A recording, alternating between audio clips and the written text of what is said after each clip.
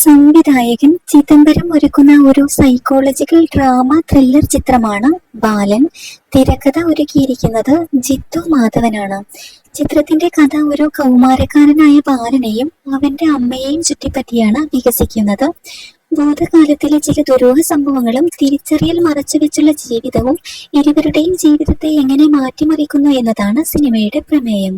വൈകാരിക മുഹൂർത്തങ്ങളും ദുരൂഹതയും ത്രില്ലും ഒരുപോലെ പ്രാധാന്യമുള്ള അവതരണമാണെന്നാണ് ട്രെയിലറും ആദ്യ പ്രതികരണങ്ങളും സൂചിപ്പിക്കുന്നത്. ഇന്നത്തെ ലഭ്യമായ ഏറ്റവും പുതിയ ബോക്സ് ഓഫീസ് റിപ്പോർട്ടുകൾ പ്രകാരം ബാലൻ എന്ന സിനിമ മികച്ച നിലയിൽ പ്രദർശനം തുടരുകയാണ്. ചിത്രം റിലീസ് ചെയ്ത 12ാം ദിവസത്തിൽ ലോകമെമ്പാടുമായി ഏകദേശം 30.24 കോടി ഗ്രോസ് കളക്ഷൻ നേടിയതായി റിപ്പോർട്ടുകളുണ്ട്. പ്രവൃത്തി ദിവസങ്ങളിലും വലിയ ഇടിവില്ലാതെ ചിത്രം സ്ഥിരതയാർന്ന പ്രകടനം തുടരുന്നതായും റിപ്പോർട്ടുകൾ സൂചിപ്പിക്കുന്നു.